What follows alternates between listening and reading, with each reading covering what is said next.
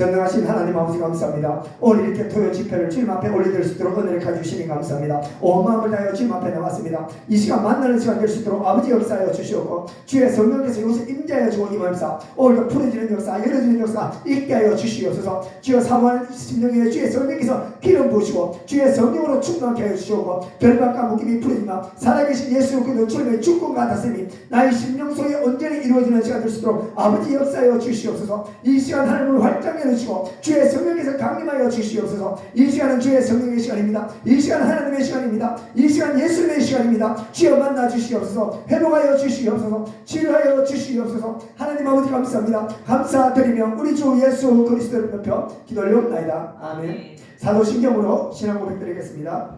전능하사 천지를 만드신 하나님 아버지를 내가 믿사오며 그 외아들 우리 주 예수 그리스도를 믿사오니 이는 성령으로 잉태하사 동정녀 마리아에게 하시고 본디오 빌라도에게 고난을 받으사 십자가에 못 박혀 죽으시고 장사한 지 사흘 만에 죽은 자 가운데서 다시 살아나시며 하늘에 오르사 전능하신 하나님 우편에 앉아 계시다가 저리로서 산자와 죽은 자를 심판하러 오시리라. 성령을 믿사오며 거룩한 공회와 성도가 서로 교통하는 것과 죄를 사하여 주시는 것과 몸이 다시 사는 것과 영원히 사는 것을 믿사옵나이다. 아멘.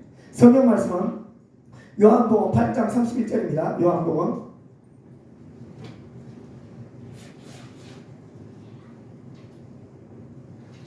8장 31절부터 36절까지 다 함께 합독하시겠습니다.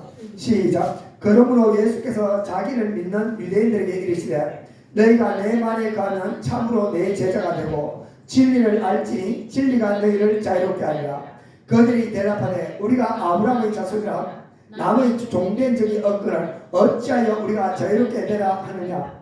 예수께서 대답하시되 진실로 진실로 너희에게 이르노니 죄를 범하는 자마다 죄의 종이라. 종은 영원히 집에 거하지 못하되 아들은 영원히 거하나니 그러므로 아들이 너희를 자유롭게 하면 너희가 참으로 자유로우리라. 아멘. 오늘 제목은 진리가 너희를 자유롭게 하리라는 제목으로 다 함께 은혜 나누기를 원합니다. 그렇습니다. 우리 진리에 대해서 수많은 사람들이 진리에 대해서 얘기합니다. 과연 진리가 무엇일까요? 성경적인 진리에 대한 개요를 설명하면요, 성경에서 원어로 가보면요, 진리라는 것은 성실, 진실, 확실, 매우 다양하게 되어 있습니다. 그리고 또 보면 아멘이라는 진실은 또 히브리어는 아멘입니다. 곧 확고한, 확실한, 신실한 것으로 생각합니다. 그렇습니다. 진리는 무엇이냐 말하면요, 쉽게 말하면 가장 정확한 것입니다. 인생을 살아갈 때 가장 정확한 기준이고 우리가 이 세상 살아갈 때 선에 대한 정확한 기준이죠. 그러면 도대체 진리는 한마디로 무엇을 의미하는 것일까요?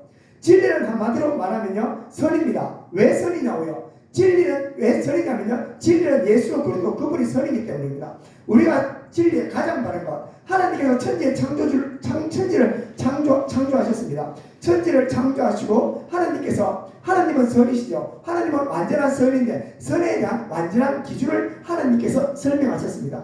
그래서 진리는 무엇이냐면요, 가장 바른 기준이죠. 가장 바른 기준이 무엇일까요? 가장 바른 기준은 두 가지를 얘기하죠. 하나는 무엇이냐면 하나님을 어떻게 섬길 것인가, 그리고 내 이웃을 어떻게 사랑할 것인가에 대해서 말하고 있습니다. 그렇습니다. 우리가 많은 사람들이 성경을 진리라고 얘기합니다.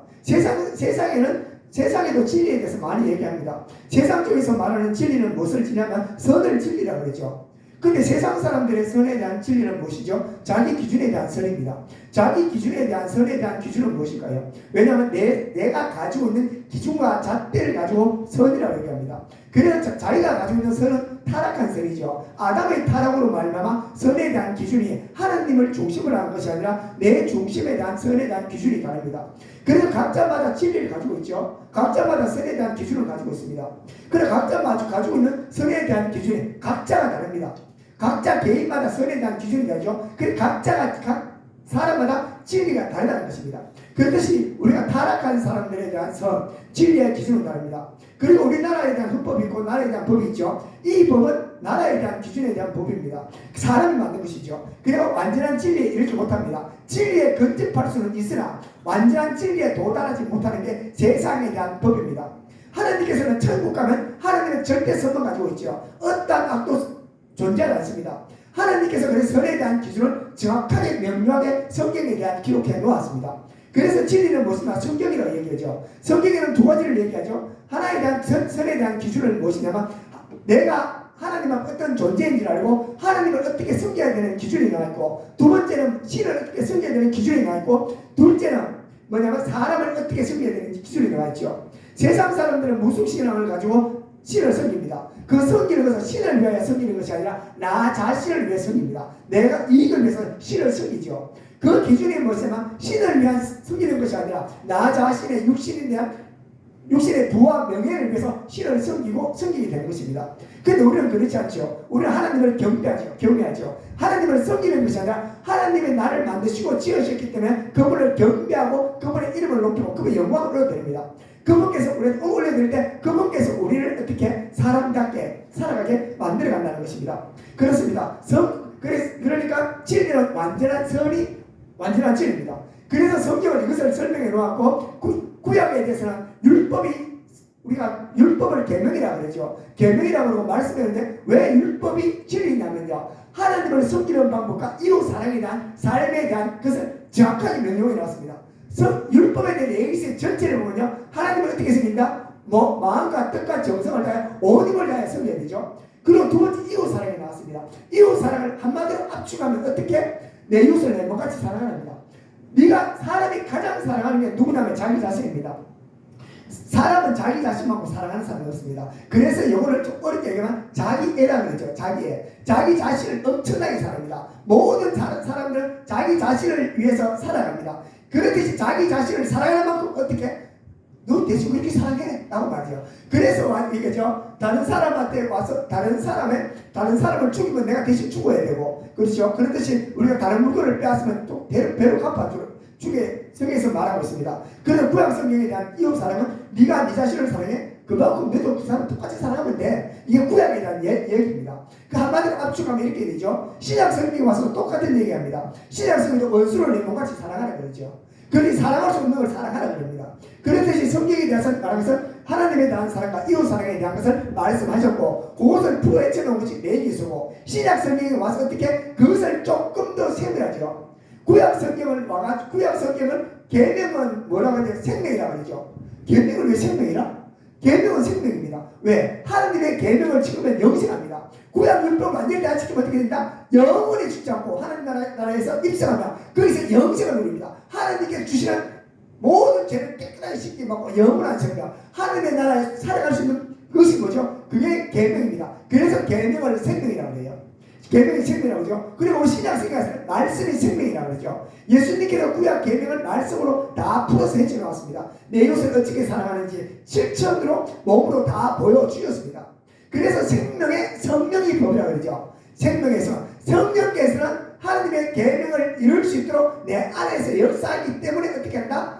생명의 성령이 보여요. 성령께서는 이 계명을 내 안에서 완수하도록 지킬 수 있도록 이끌어 가시기 때문에 생명의 성령이 법을 이루고, 죄와 사망의 법이 뭐죠? 내 안에 죄는 하나님의 법을 안 지키도록 만들어서 사망하도록 만든다는 것이 생명의 성령의 법과 죄와 사망의 법에서 성령에서 얘기하고 있습니다. 그렇습니다. 이게 조금 더 간추려서 얘기하면 우리가 진리가 무엇인지 알죠?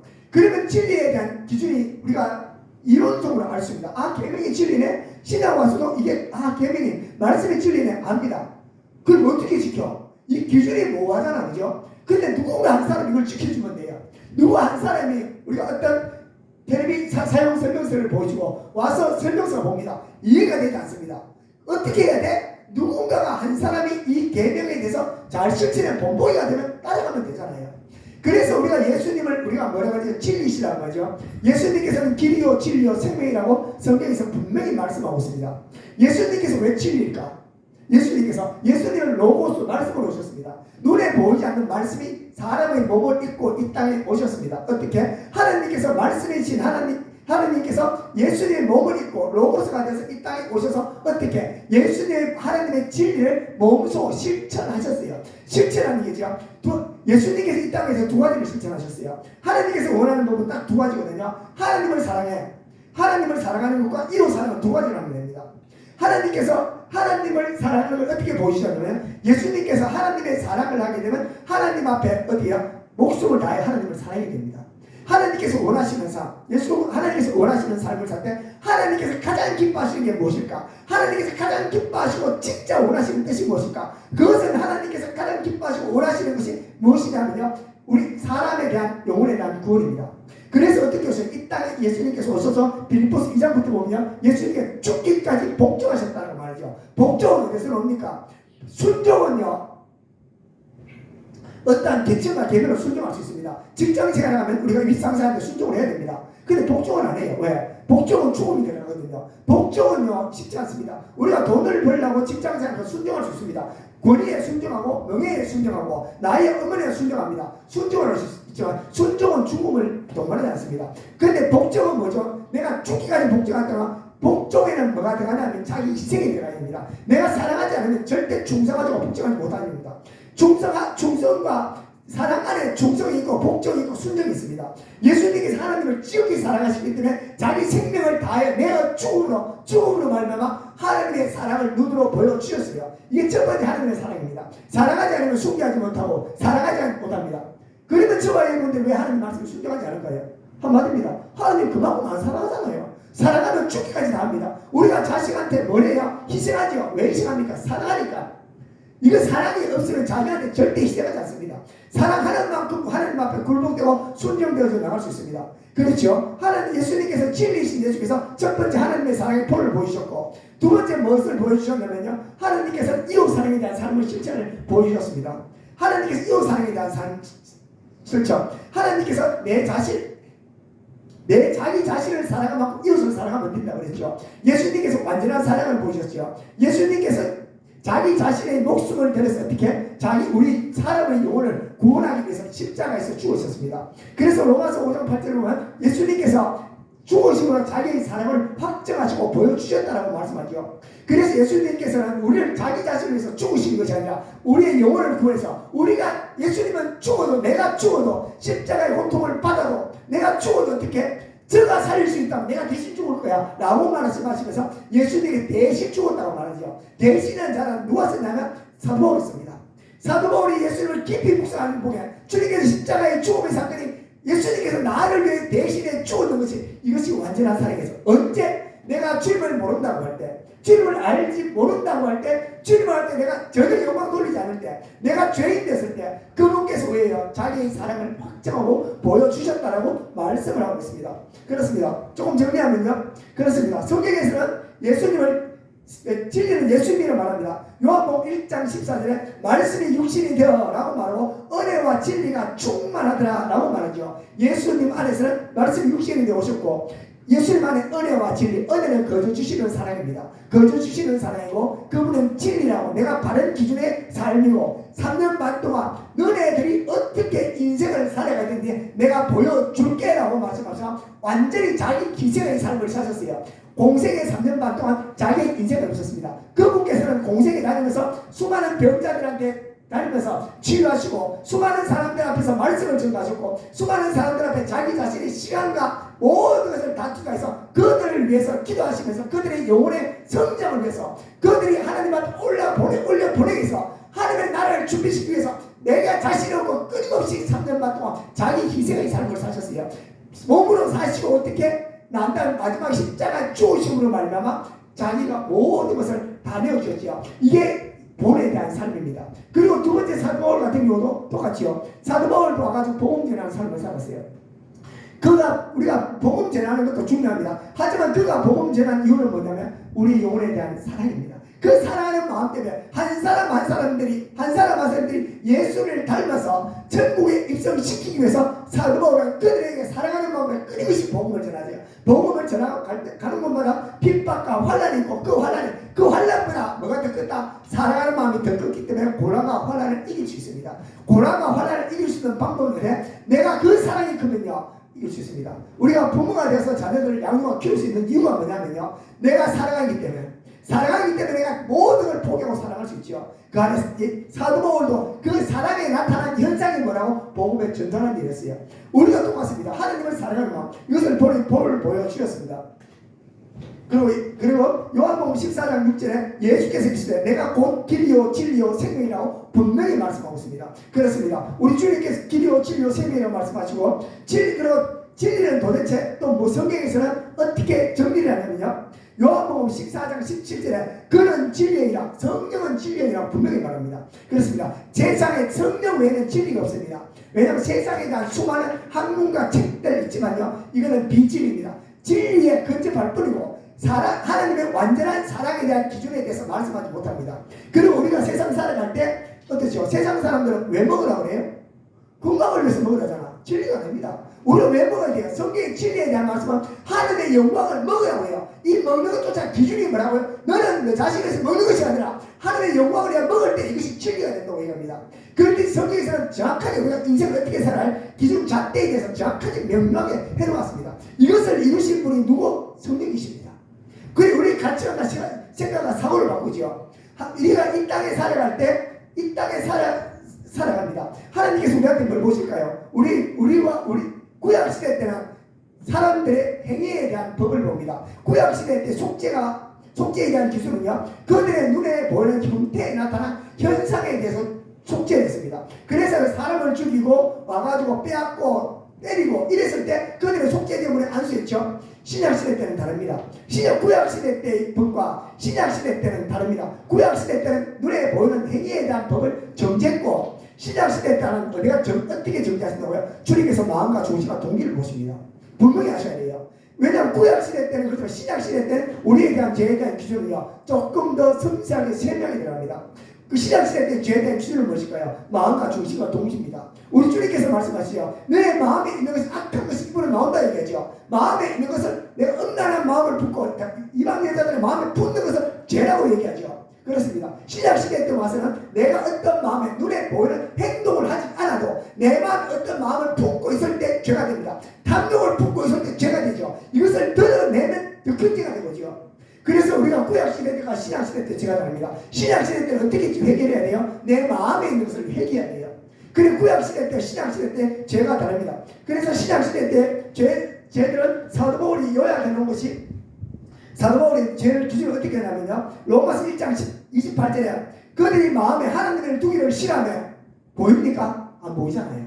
이게 죄라고 얘기해요. 구약시대 때는 그들이 눈에 보이는 죄가 맞지만 신약시대 때는 성령께서 어떻게 우리한테 책망하신다? 너의 마음에 하나님을 두기 싫어하는 마음이 있으면 그건 죄야. 세상 사람 하나님 두기 싫어합니다. 교회 안에서 수많은 종교인들이 있죠. 종교인들은 하나님을 마음을 두기 싫어합니다. 하나님의 마음을 두지 않은 채 교회에서 예배와 찬양과 경배가 들었다면 그건 죄입니다. 그건 죄를 짓고 있는 것이에요. 그래서 종교인과 참 성령 받은 사람들의 삶에 대한 차이입니다. 구약시대 때와 신약시대 때의 죄의 차이는요, 그리고 난 다음에 일식이다. 추악, 탐욕, 악의, 시기, 살인, 분쟁, 악독, 수고순하게 전부 내면에 대한 것을 얘기하고 있습니다. 그렇듯이 신약시대 때 죄는 내 안에 내면에 있는 죄를 하나님께서 말씀하시고 이것을 놓고 하나님께서 우리를 책망하시고 있습니다. 그렇죠? 그렇듯이 우리가 하나님께서 진리의 성령이 오시면 어떻게 한다? 내 안에 동기, 내 안에 생각을 정화시킵니다. 구약시대 때는 행위를 바꾸셨지만 신약시대 때는 내 안에 성령께서 오시면요, 내 안에 성령께서 내 안에 내면을 보여주기 시작하시고 내 안에 내면을 정화시키고 내 안에 있는 죄성들을 제거하시는 것을 진리의 성령께서 우리를 하십니다. 그렇습니다. 그리고 우리가 알아야 될 것은 무엇이냐면요, 그리고 요한복음 15장 26절도 보혜사 곧 아버지께로부터 나오시는 진리의 성령이라고 합니다. 성령께서는 완전한 진리이시고요. 그리고 그렇습니다. 그리고 또 진리는 무엇을 말하냐면 요한복음 17장 17절에 그들을 진리로 거룩하게 하옵소서. 말씀이 진리니라 말하죠. 하나님의 말씀이 진리입니다. 하나님의 말씀이 진리고 계명이 진리고요. 하나님의 말씀이 진리고 계명이 진리라고 성경에서 말씀하고 있습니다. 또 그리고 우리가 예수 안에 있는 사람과 밖에 있는 사람의 차이가 납니다. 세상 사람들은 그렇죠. 세상 사람들을 볼 때 세상 사람들이 노예라고 얘기하면 아무도 안 믿겠습니다. 세상 사람들이 오히려 예수를 믿고 나면 예수 믿는 사람들이 더 불편해 생각합니다. 예수 안 믿는 사람들 보고 예수 믿으라 그러면 왜 가장 싫어하냐면요, 내가 교회 가서 매연다 그래요. 교회 가면 내가 지킬 게 너무 많다 그래요. 교회 가서 가면 해야 될 게 너무 많다 그래요. 그래서 교회를 안 올라 그래요. 왜냐하면요, 내가 이렇게 자유롭게 살다가 교회 가면 내가 매이는데 라고 생각하죠. 근데 성경에서는 뭐라 그래요? 예수 믿지 않는 사람을 노예라고 해요. 이게 다릅니다. 예수 밖에 있는 사람, 나는 자유로운 사람이야 라고 말하고, 예수 믿으면 너무 힘들어, 주일날 가서 예배 드려야 돼, 기도해야 돼, 또 와서 지켜야 될 게 너무 많아, 나는 거기서 묶여 살기 싫어 라고 말하죠. 그렇습니다. 세상 사람. 근데 성경에서는 뭐라 그래요? 세상 사람을 노예라고 분명히 얘기를 하고 있습니다. 왜냐하면 이게 세상 사람들은 자기들이 이게 아담의 후손으로 말미암아 죄인 된 것을 전혀 인지하지 못합니다. 그렇습니다. 우리가 에덴 동산에서 아담의 범죄로 말미암아 사람들이 쫓겨나지요. 그리고 성경에서는 분명히 이야기합니다. 이사야 59장 2절에 오직 너희 저항이 너희와 너희 하나님 사이를 갈라 놓았다라고 얘기합니다. 그래서 세상 사람들은 세상 사람들과 예수 믿는 사람과 차이는, 세상 사람들은 누구의 종이죠? 죄의 종이잖아요. 죄의 종입니다. 세상 사람들은 자기가 죄의 종이라고 전혀 인지하지 못합니다. 인지하지 못하죠. 왜? 그들은 눈은 감겨져 있기 때문에. 세상 사람들은 왜 죄인일까요? 세상 사람들은 자기 안에 일어나는 죄에 대한 습성, 시기, 질투, 음란, 절개, 여기에서 묶여 살아간다가 전혀 못 느끼죠. 그리고 가장 크게 세상 사람들이 아직 묶여 산다는 게, 어떻게 묶여 사냐면, 세상 사람들이 공통적으로 딱 하나 가지고 있는 게 있어요. 뭐냐면 세상 사람들 같은 경우는 두려움을 가지고 있습니다. 사단들이 아담의 타락으로 왔죠. 아담이 가장 먼저 타락하고 난 다음에 느꼈는 게 뭐냐면 하나님을 두려워합니다. 그래서 나무 뒤에 치마를 피고 숨지요. 그래서 세상 사람들은 모든 사람이 두려움에 묶여 살아간다고 전혀 인지하지 못합니다. 자식 때문에 걱정하고, 아들 때문에 걱정하고, 누구 때문에 걱정하고, 늘 근심 걱정을 합니다. 돈이 많아서 걱정, 없어도 걱정, 그리고 이게 돈이 많으면 잊어버릴까 걱정, 내가 아플까봐 걱정, 이 근심과 두려움 밑에는 걱정과 근심이 따라갑니다. 그래서 세상 사람들이 그렇게 묶여있다고 전혀 인지하지 못합니다. 이게 세상 사람들의 상태입니다. 그렇습니다. 그래서 우리 성경에서 말하고 있죠. 로마서 6장 16절에 너희 자신을 종으로 내어주어 누구에게 순종하든지 순종하는 자의 종이 되는지를 알지 못하느냐 말합니다. 다시 말하면 세상 사람들의 걱정과 근심 주면요, 거기서 열심히 걱정과 근심을 붙들고 살아가요. 그리고 이렇게 거기에서 순종되어 따라가죠. 또 세상 사람들은 어떻습니까? 내가 먹고 싶을 때 내가 원하는 마음대로 하죠. 그게 육신에 대한 정욕이고, 내가 그것을 내가 육신을 따라 살아간다고 전혀 인정하지 못합니다. 거기서 노예되어 살아간다고 전혀 인지하지 못합니다. 그렇습니다. 그래서 우리 예수님께서 공생애기간에 말씀하십니다. 요한복음 8장 34절에 예수께서 말씀하시길래요, 진실로 진실로 너희에게 이르노니 죄를 범하는 자마다 죄의 종이라 라고 말씀하고 있고요. 요한복음 8장 44절에 너희는 너희 아비 마귀에게서 났으니 너희 아비의 욕심대로 너희도 행하고자 하느니라. 그는 처음부터 살인한 자요 진리가 그 속에 없으므로 라고 말하고 있습니다. 그렇습니다. 세상 사람들, 우리 예수 안에 있는 사람들도 수많은 사람들이 묶여있다고 하면 생각하면 이해 못하죠. 예수 안에 있는 사람들도 엄청나게 많이 묶여 있습니다. 많이 묶여 있고, 우리가 사단의 노예가 되고 수많은 사람들이 살아갑니다. 예수를 영접하고 나면 모든 것이 해방과 자유함을 누리는 것이 아니라, 예수를 영접해도 내 안에 본성과 재성을 그대로 가지고 있기 때문에 어떻게 예수 안에서 수많은 사람들이 묶여 살아갑니다. 이스라엘 백성, 하나님께서 이스라엘 백성을 택하셨지요. 부르셨습니다. 가나안은 정력하게 하셨고, 가나안 안에서 그들이 입성에 살았습니다. 그러나 그들이 우상을 받아들이는 순간에 아말렉, 블레셋, 이방 족속에 가서 그들의 노예가 된 사람입니다. 그들에 대한 정체성은 하나님 백성이 맞습니다. 하나님이 함께하십니다. 하지만 그들이 하나님을 등한시하고 이방 우상 숭배할 때 그들은 여러 가지 이방 나라에 묶여서 살아갈 수밖에 없지요. 우리가 예수 안에 있습니다. 예수 안에 있으면서 우리는 수많은 묶임이 있거든요. 예수 안에 어떻게 묶여 있습니까? 어떠한 환경 속에서 걱정과 근심, 두려움, 여기서 묶여 있습니다. 걱정과 근심, 두려움 묶여 있고요. 그렇듯이 우리는 예수 안에 있는 수많은 사람들이 묶여 있는 것을 볼 수가 있습니다. 그래서 우리 예수님께서 이 땅에 오셔가지고 우리 주님께서 이 땅에 오셔서 두 가지를 하셨지요. 예수님께서 오시면 우리를 자유하게 오셨어요. 두 가지를 하시는데 뭘 하셨냐면요, 첫 번째는 사단에 대한 묶임과 죄에 대한 묶임, 죽음에 대한 묶임을 풀어오셨습니다. 히브리서 2장 14절에 자녀들은 혈과 육에 속하였으며 그는 또한 같은 모양으로 혈과 육을 지니시고 죽음을 통하여 세력을 잡은 자 마귀를 멸하시나. 첫 번째 마귀를 멸하러 오셨어요. 예수님께서 오신 이유는 마귀를 멸하러 오시고, 또 두 번째는 히브리서 2장 15절에 죽기를 무서움으로 한평생 매어 종노하는 모든 자를 놓아주려 하려 하시리라 라고 말했습니다. 예수님께서 십자가상에서 죽으심으로 말미암아 사단 마귀를 받으셨지요. 예수님께서 공생의 기간에 두 가지를 하셨어요. 첫 번째 한 것이 뭐냐면 이기는 삶을 사셨어요. 저와 여러분들은 이 땅에 살아갈 때 어떻게 살아갑니까? 우리는 예수를 영접하고 이 땅을 살아가야 됩니다. 살아가야 되기 때문에 여기서 이기는 삶을 살아가야 되죠. 공중곳에 잡은 자들이 없으면 괜찮습니다. 근데 공중곳에 잡은 자들이 세상에 가득하죠. 사단 마귀들이, 귀신들이 많습니다. 그들이 우리의 육성 본성을 끊임없이 자극해서 우리에게 죄를 짓도록 합니다. 끊임없이 탐욕을 일으키고 하나님을 사랑하지 않고 내 자신을 사랑하게 하고 이웃 사랑보다 내 자신을 사랑하고 또 하나님을 기쁘시게 하는 것보다 내 육신을 위해 살아가고 또 어떤 환경 속에서 내가 어떻게 반응해요? 우리가 똑같은 환경 속에서 어떤 환경이 올 때 우리는 절대 감사하지 않죠. 어려울 때는 거기서 원망과 불평들을 하고 살아갑니다. 아버지, 내가 인생 살아가면서 왜 이렇게 이 어려운 일들 나한테 왜 시킵니까? 하나님께서는 성경에서는 감사하라고 그랬잖아. 그런데 하나님께서 어떤 환경을 줬을 때 우리는 그것에서 어떻게 반응하냐면 내 본성대로 반응합니다. 본성대로 반응하죠. 그렇습니다. 그렇듯이 우리 예수님께서 공생애년에 3년 반 동안 하신 것이 뭐냐? 이기는 삶을 사셨어요. 이기는 삶이 예수님께서 공생애에 다닐 때 사단 마귀도 공중곳에 잡은 자들이 함께 예수님을 일컫고 예수님 앞에 끊임없이 예수님에 대한 본성을 자극했습니다.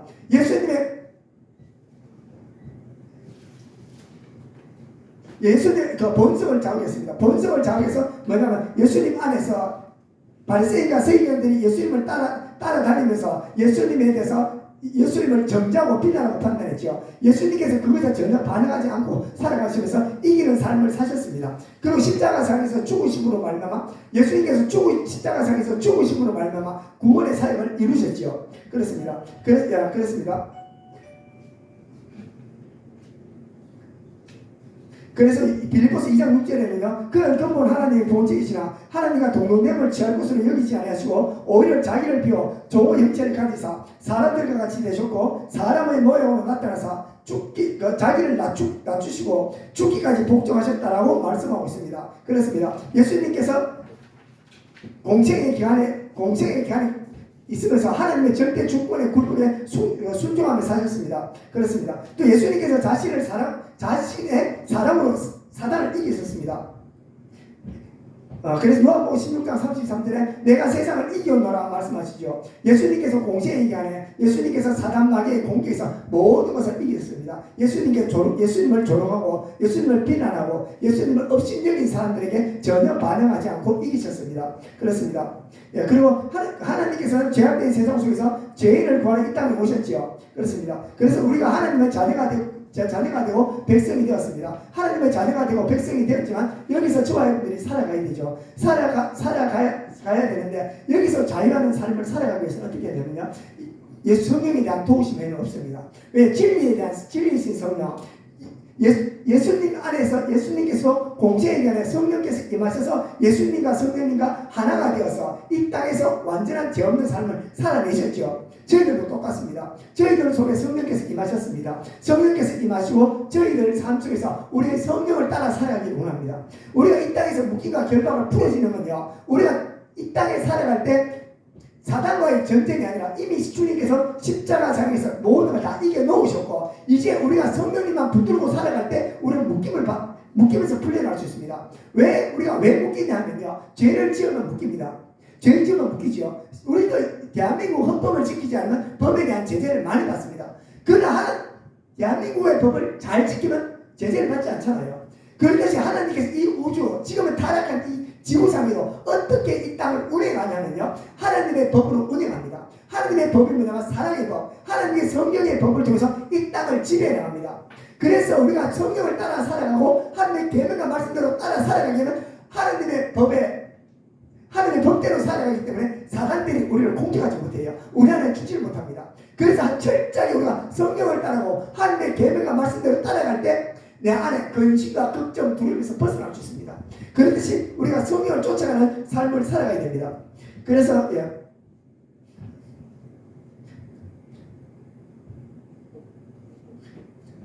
그리고 요한복음 14장 10절에 그는 진리의 영이라 세상은 능히 그를 받지도 못하나니 이는 그를 보지도 못하고 알지도 못함이라. 그러나 너희는 그를 아나니 그는 너희와 함께 거하시며 또 너희 속에 계심이라고 말씀하고 있습니다. 그렇습니다. 또 성령께서는요, 요한복음 17장 18절에 아버지께서 나를 세상에 보내신 것 같이 나도 그들을 세상에 보내었고 또 그들을 위하여 내가 나를 거룩하게 하오니 이는 그들도 진리로 거룩함을 얻게 하려 함이라. 말씀이 우리가 성령께서 우리를 거룩하게 깨끗하게 한다고 말하죠. 죄에서 깨끗하면요 우리는 차이할 수 있습니다.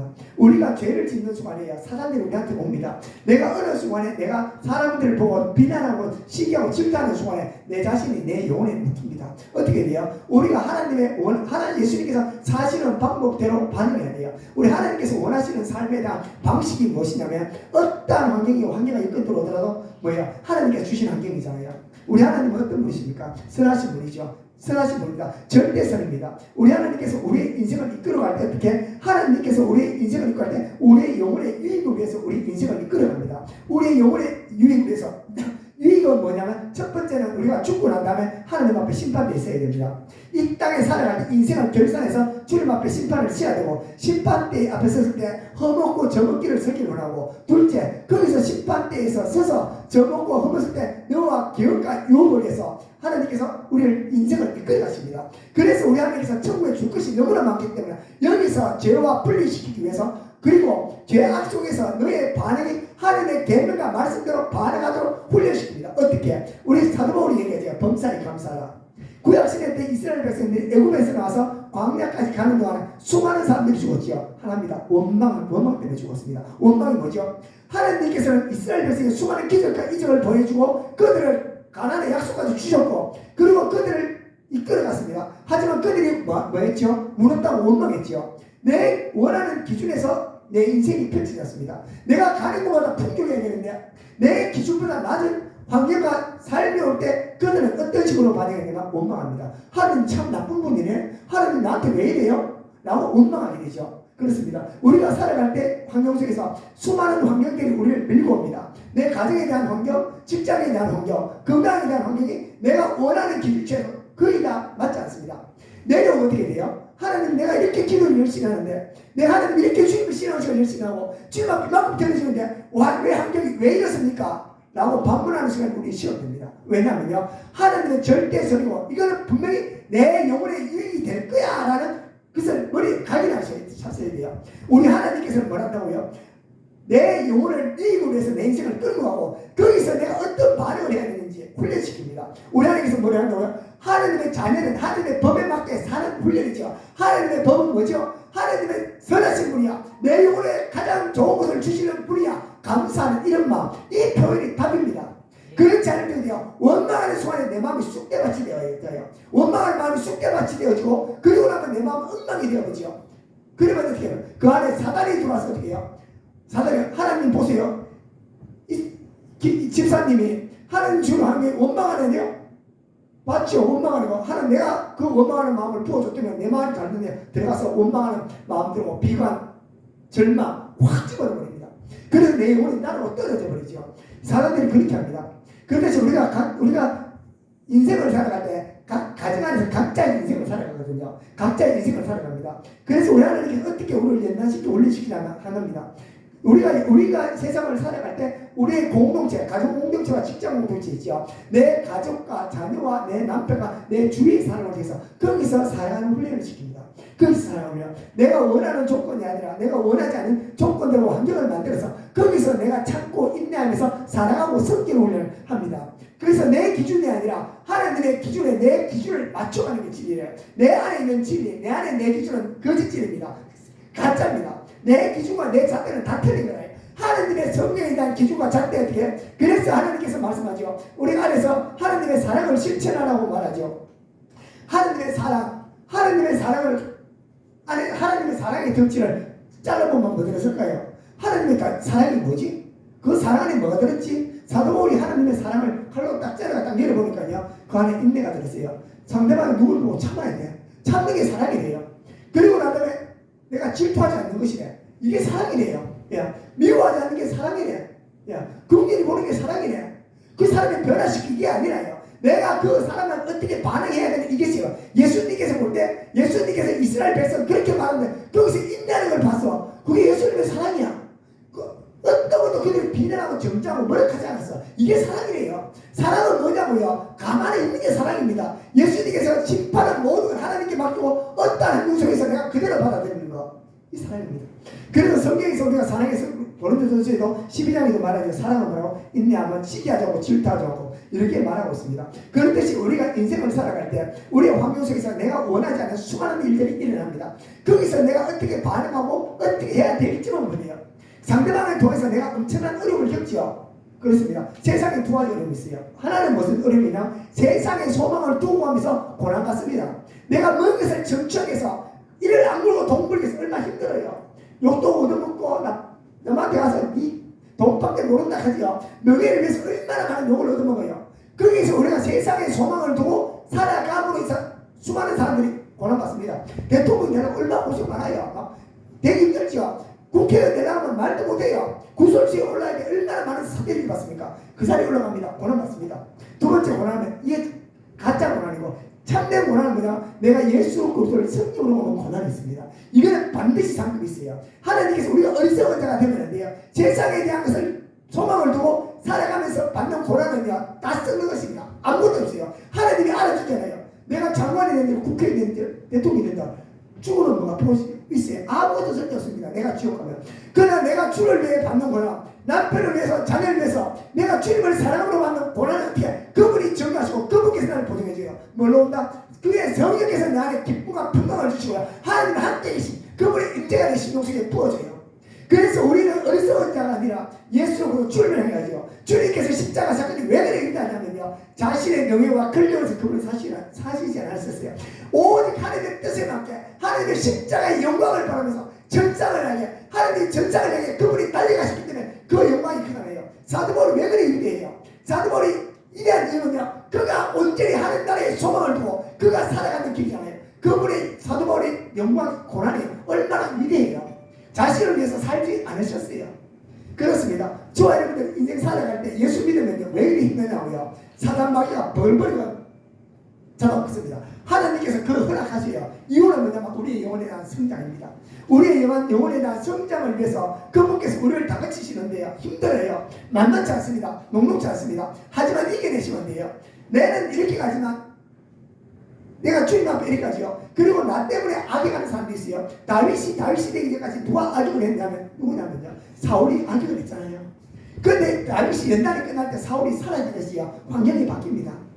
그렇습니다. 그런데 우리 주님께서 하나님께서 우리에게 진리하는 자유라는 거죠. 진리의 자유는 딱 하나 있습니다. 온전히 소망을 하나님 앞에 둬요. 하나님 앞에 소망 둔 만큼 어떻게 이 세상을 다 벗어납니다. 우리의 욕망이, 우리의 가치관이 세상 사랑이 있을 만큼 우리는 고통받습니다. 내가 남편에 대한 기대가 있고 자녀에 대한 기대가 있다면 반드시 상처받습니다. 반드시 고난이 옵니다. 내가 돈에 대한 기대가 있고 소망을 둔다면 돈 때문에 반드시 우리가 내 안에 어려움이 옵니다. 우리가 소망이 예수 그리스도 그분 앞에 두고요, 천국 하는 날에 둔다면요, 이 세상을 해탈이라고 그러죠. 다 벗어난다면요, 우리는 반드시 여기서 다 자유할 수 있습니다. 왜? 여기 소망이 없거든요. 그래서 여기 기다리는 게 없기 때문에 내가 남편도 기대 안 해, 자녀도 기대 안 해, 돈도 기대 안 해. 여기 아무것도 없어. 나는 천국을 향해 가. 그분의 영광만을 보고 그분의 인재만을 보고 그분만 내 온 마음을 주님 앞에 뜬다면요, 돈이 있어도 신경 안 쓰고요, 누가 죽어도 이러고 내 몸이 아파도 왜 죽어도 썩어질 것, 천국 갈 건데 할렐루야 되어집니다. 그러면 우리 하나님께서 어떻게 하실까요? 우리 하나님께서 우리를 긍휼히 보시고요, 우리 하나님께서 우리의 마음을 바꾸십니다. 주님께서는 우리한테 가장 큰 선물, 우리에게 소망을 주시기를 원하시죠. 그래서 베드로전서 1장 3절에 뭐라고 말하냐면요, 우리 주 예수 그리스도의 아버지 하나님을 찬송하리라. 그의 많으신 긍휼대로 예수 그리스도를 죽은 자 가운데 부활하게 하심으로 말미암아 우리를 거듭나게 하사 산 소망이 있게 하셨죠. 그리고 1장 21절에 너희는 그를 죽은 자 가운데 살리시고 영광을 주신 하나님을 그리스도로 말미암아 믿는 자니 너희의 믿음과 소망이 하나님께 있게 하시느니라 라고 말합니다. 하나님께 모든 소망을, 사도 바울이 모든 소망을 하나님 앞에 두었기 때문에 이 세상에서 자기는 환경에 전혀 흔들리지 않았어요. 저 여러분들요, 또 한 주간 살아갈 때 자유하고 싶잖아요. 자유하게 어떻게 하냐고요? 하나님 앞에 온전히 소망을 주시면 돼요. 주님만 부르고 주님 내가 주님 앞에 소망을 듭니다. 진리의 성령이 내 안에 와 계시니까 내가 진리를 따라 살아갈 수 있도록 성령님 도와주시옵소서. 내가 율법을 머리 나빠서 다 못 지키지만 선과 악에 대한 것은 주께서 하시오니 내가 성령을 따라가기를 원하니 성령 안에 나를 붙들어 주고 내 생각과 내 마음을 붙들어 주시옵소서. 그리고 나에 대한 소망이 땅의 것이 아니라 하늘의 소망을 두고 살아갈 수 있도록 아버지 나의 마음과 생각과 가치관을 바꿔주시옵소서. 기도할 때 성령께서 나의 삶을 마음을 바꿔주시면요 마음이 바뀌면 확률도 바뀝니다. 그것이 주와 여러분들이 한 주간 또 살아가실 때 주님 앞에 소망을 두며 진리의 성령을 따라 살아가는 주와 여러분 되시기를 예수님으로 축원합니다. 찬양하시겠습니다.